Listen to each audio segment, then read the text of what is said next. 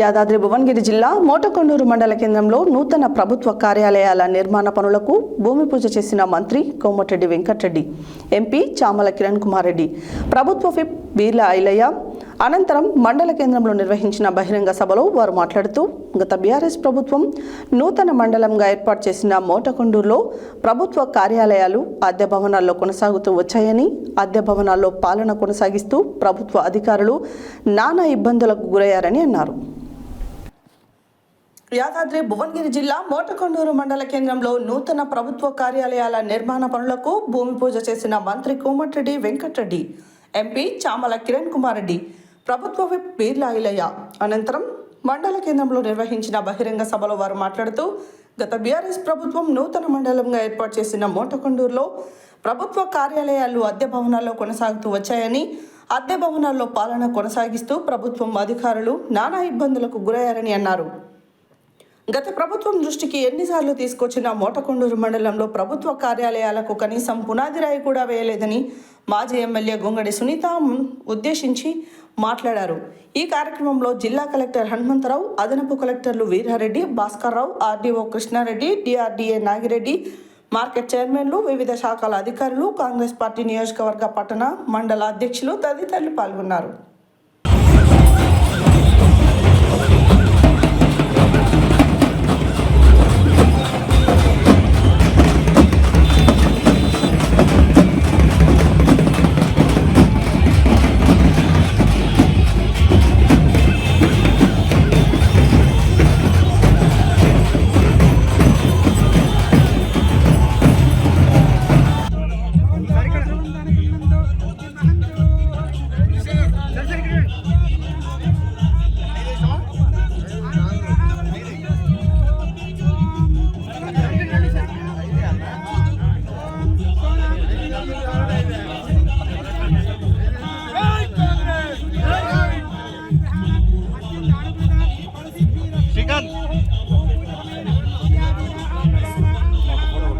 మీరేండి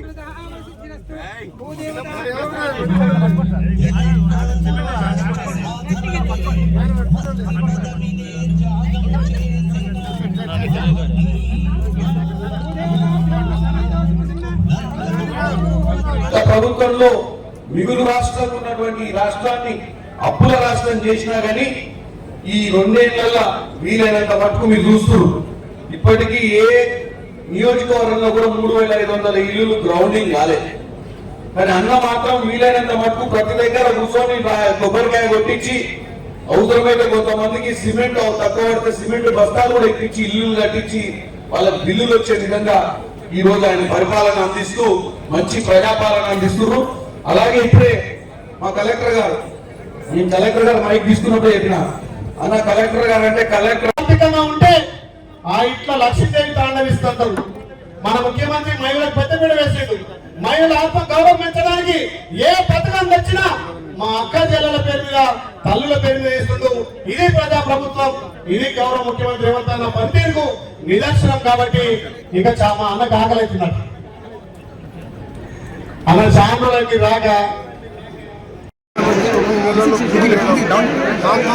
వంగపల్లికి వెళ్ళి మనం పోయే వరకు అన్ని కూడా డబుల్ రోడ్ వేసే విధంగా 97 కోట్లతో డ్యామ్ పద్ధతిలో ఇంకా తుక్కపల్లి మండలం కానీ గతంలోనే పొలంపాక పెట్టి కూడా విషయాలు వస్తే పొలంపాక జైన్ మందిరం విదేశాలకు వెళ్ళి వస్తారు.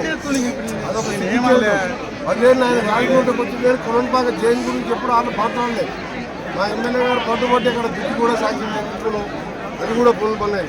మీకు తెలుసు ఆ రాయగిరి మోత్కూరు రోడ్డు నేను ఎంపీగా ఉన్నప్పుడు అప్పుడు ఆఫీసర్లను పెద్దవాడి శాంక్షన్ చేపిస్తే మధ్యలో వదిలిపెడితే అది మొత్తం కూడా పూర్తయింది. మోత్కూరు టౌన్ దగ్గర 1 కిలోమీటర్న్నర మిగిలిపోయింది. అది కూడా ఈ 15 రోజులు కంప్లీట్ చేస్తాం.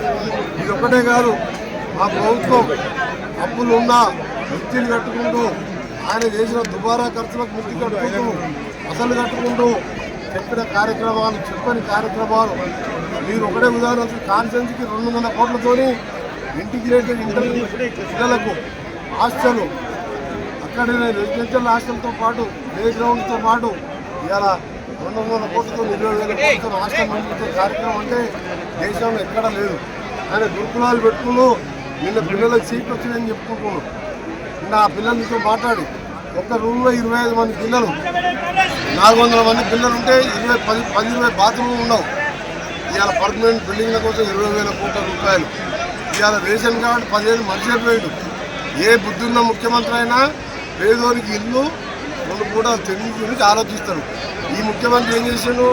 ఫస్ట్ 5 ఏళ్ళేమో కాళేశ్వరం మీద దోసుకున్నాడు, రెండో సంవత్సరం 5 ఏళ్ళు ధరల మీద దోసుకున్నాడు. అన్ని మర్చిపోయి ఓడిపోతే ఎవడైనా ఎక్కడైనా దేశంలో చూసామా?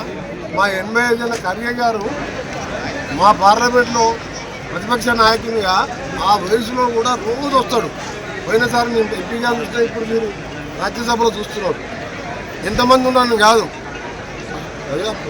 ప్రజాస్వామ్యంలో అధికార పక్షం కంటే ప్రతిపక్షం ముఖ్యం. ప్రజల సమస్యలు గుర్తు లేవట్టి ఇక్కడ బట్టి విక్రమారావు 5 ఎమ్మెల్యేలు, 18 మంది ఎమ్మెల్యేలు, 14 మందికి అప్పుడు పోతే 5 నేర్చుకొని కూడా బట్టి గారు ప్రతిరోజు అసెంబ్లీ కట్టండి.